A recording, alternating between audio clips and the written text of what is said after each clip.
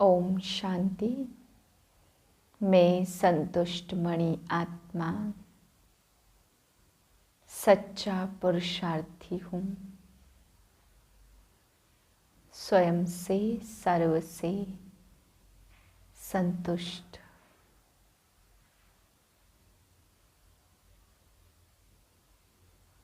सत्ताईस 2/2023 के महावाक्य हैं। मीठे बच्चे, बाप आया है बेहद सृष्टि की सेवा पर। नरक को स्वर्ग बनाना यह सेवा कल्प कल्प बाप ही करते हैं। प्रश्न है, संगम की कौन सी रस्म सारे कल्प से न्यारी है? उत्तर है, सारे कल्प में बच्चे बाप को नमस्ते करते, लेकिन संगम पर बाप बच्चों को नमस्ते करते हैं। बाप कहते हैं, मैं तुम सिकिलधे बच्चों की सेवा पर उपस्थित हुआ हूँ, तो तुम बच्चे बड़े ठहरे ना। बाप कल्प के बाद बच्चों के पास आते हैं, सारी सृष्टि के किचड़े को साफ कर नरक को स्वर्ग बनाने। बाप कल्प के बाद बाप जैसा निरहंकारी निराकारी और कोई हो नहीं सकता। बाप अपने थके हुए बच्चों के पांव दबाते हैं। ओम शांति। बाप आने से ही बच्चे पहले पहले बच्चों को नमस्ते करे या बच्चे बाप को नमस्ते करे?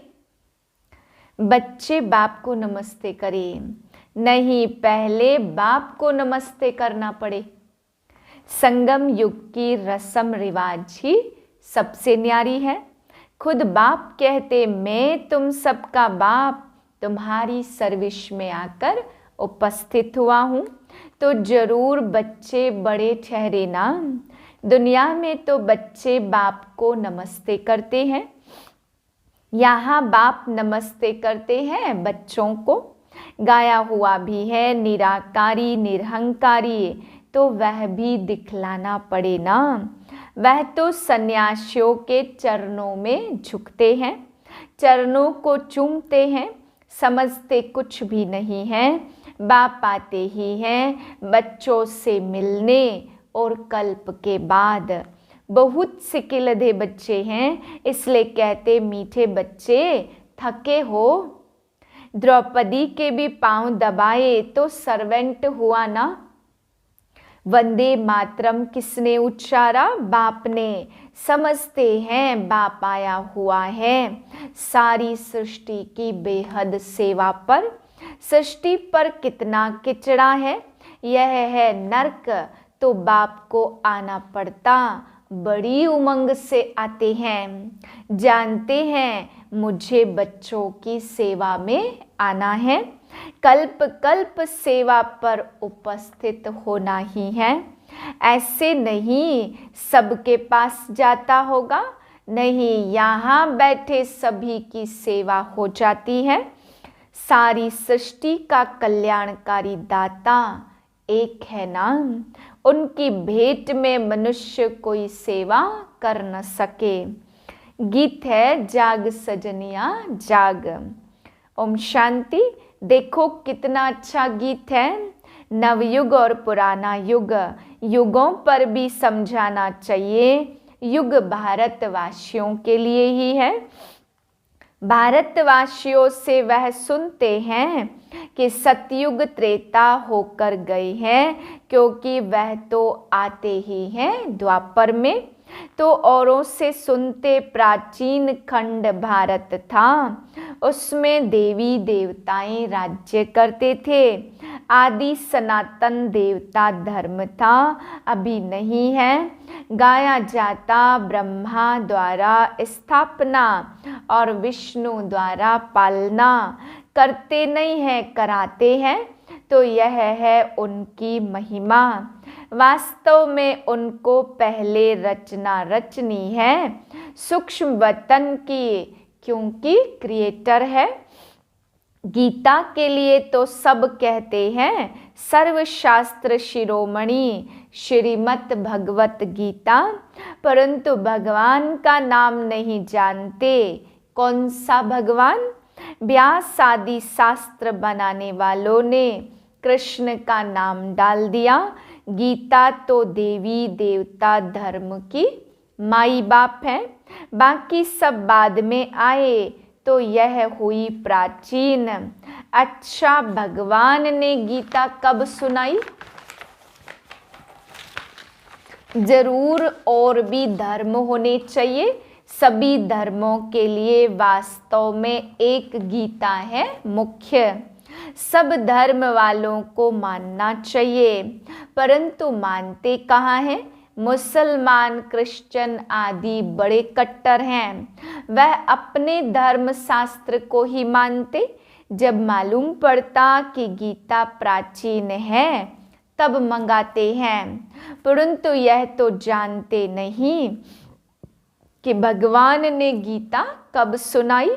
चिन्मयानंद कहते 3500 वर्ष बिफोर क्राइस्ट गीता के भगवान ने गीता सुनाई।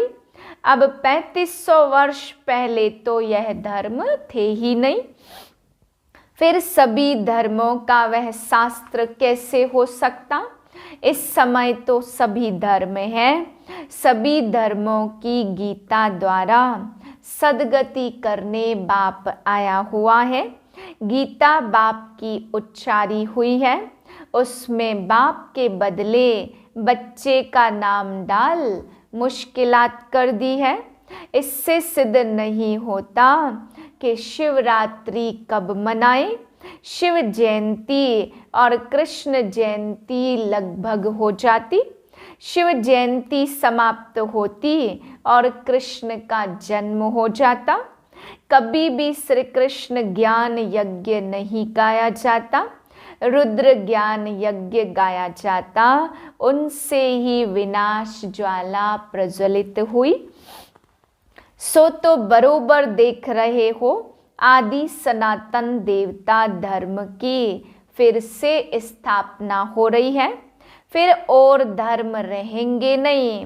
कृष्ण भी तब आए जबकि सभी धर्म ना हो, यह भी समझ की बात है ना। सतयुग में सूर्यवंशी देवताओं का राज्य तो जरूर थोड़े मनुष्य होंगे, बाकी सब मुक्ति धाम में रहते। भगवान से तो सबको मिलना होता है, बाप को सलाम तो करेंगे ना। बाप भी फिर से आकर सलाम करते बच्चों को, बच्चे फिर बाप को करते। इस समय बाप चैतन्य में आया हुआ है, फिर वहाँ सभी आत्माएं बाप से मिलेंगी जरूर। सबको भगवान से मिलना जरूर है। कहाँ मिले? यहाँ तो मिल न सके, क्योंकि कोटों में कोई और कोई में भी कोई आएंगे, तो सब भक्त कब और कहाँ मिलेंगे? जहाँ से भगवान से बिछड़े हुए हैं वहाँ ही जाकर मिलेंगे ना। भगवान का निवास स्थान है ही परम धाम। बाप कहते मैं सभी बच्चों को परम धाम ले जाता हूँ, दुख से लिबरेट कर, यह काम उनका ही है। अभी तो देखो अनेक भाषाएं हैं, अगर संस्कृत भाषा शुरू करें तो इतने सब कैसे समझे। आजकल गीता संस्कृत में कंठ करा देते, बहुत अच्छी गीता गाते हैं संस्कृत में। अब अहिल्याएं, कुब्जाएं, अबलाएं संस्कृत कहाँ जानती है। हिंदी भाषा तो कॉमन है, हिंदी का प्रचार जाजती है। भगवान भी हिंदी में सुना रहे हैं, वह तो गीता के अध्याय बतलाते हैं, इनके अध्याय कैसे बना सकेंगे। यह तो शुरू से लेकर मुरली चलती रहती है। बाप को आना ही है पतित सृष्टि को पावन बनाने। हेविनली गॉड फादर तो जरूर स्वर्ग ही क्रिएट करेगा ना, नरक थोड़ी रचेगा। नरक की स्थापना रावण करते हैं और स्वर्ग की स्थापना बाप करते। उनका राइट नाम शिव ही है। शिव अर्थात बिंदी, आत्मा ही बिंदी है ना। स्टार क्या है, कितना छोटा है। ऐसे थोड़े आत्माएं ऊपर जाएंगी तो बड़ी हो जाएंगी। यह तो भ्रुकुटी के बीच में निशानी दिखाते, कहते हैं भ्रुकुटी के बीच में चमकता है अजब सितारा। तो जरूर भ्रुकुटी में इतनी छोटी आत्मा ही रह सकेगी। तो जैसे आत्मा वैसे परमात्मा, परंतु वंडर यह है जो हर एक इतनी छोटी आत्मा में सभी जन्मों का पार्ट भरा हुआ है, जो कभी घिसता नहीं है, फॉर एवर चलता रहेगा। कितनी गुह्य बातें हैं। आगे कब यह बातें सुनाई थी क्या? आगे तो कहते थे लिंग रूप है, अंगुष्ठाकार है। पहले ही अगर यह बातें सुनाते तो तुम समझ नहीं सकते। अभी बुद्धि में बैठता है। स्टार तो सब कहेंगे, साक्षात्कार भी स्टार का होता। तुमको साक्षात्कार किस चीज का चाहिए? नई दुनिया का। नई दुनिया स्वर्ग बाप ही रचते, खुद एक ही बार आते। अब मनुष्य मांगते हैं शांति, क्योंकि सभी शांति में ही जाने वाले हैं। कहते हैं सुख कागविष्टा के समान है। गीता में तो है राजयोग, जिससे राजाओं का राजा बनाते।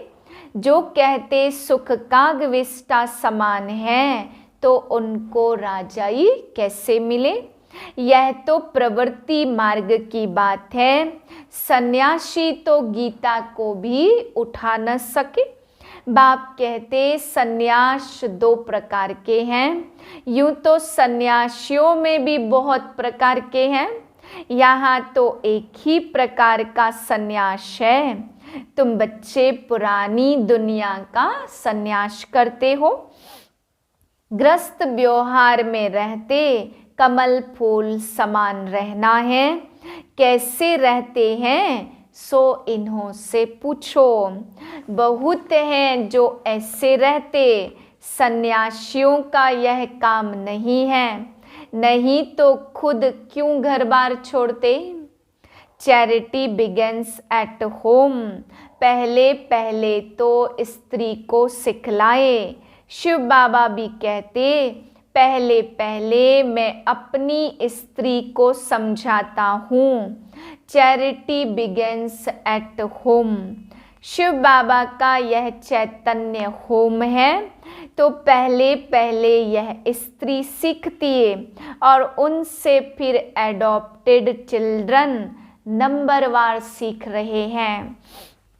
यह बड़ी गुह्य बातें हैं। सभी शास्त्रों में मुख्य शास्त्र है गीता, परंतु गीता शास्त्र से कोई प्रेरणा नहीं करते। वह तो यहाँ आते हैं, यादगार भी है ना। शिव के अनेक मंदिर हैं। ब्रह्मा मुख से तुम ब्राह्मण रचे गए हो, सो तो ब्राह्मणों को ही समझाते। इसलिए वह यज्ञ भी नहीं है। उन गीता सुनाने वालों के पास ब्राह्मण नहीं तो वह यज्ञ भी नहीं ठहरा। यह तो बड़ा भारी यज्ञ है, बेहद के बाप का बेहद का यज्ञ है। कब से डेगियां चढ़ती आई हैं, अभी तक भंडारा चलता रहता। समाप्त कब होगा? जब सारी राजधानी स्थापन हो जाएगी। बाप कहते तुमको वापस ले जाएंगे। फिर आधा कल्प कोई शास्त्र रहता नहीं है। नंबरवार फिर सबको आना है।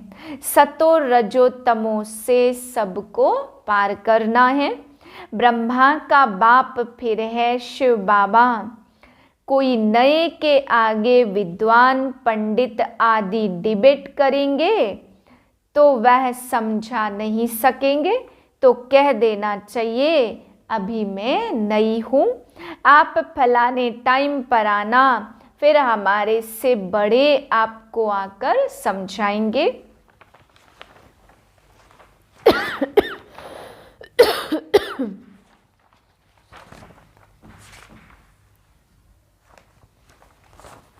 मेरे से तीखे और भी हैं। क्लास में नंबरवार होते हैं ना, देहाभिमान में नहीं आना चाहिए, नहीं तो आबरू इज्जत चली जाती।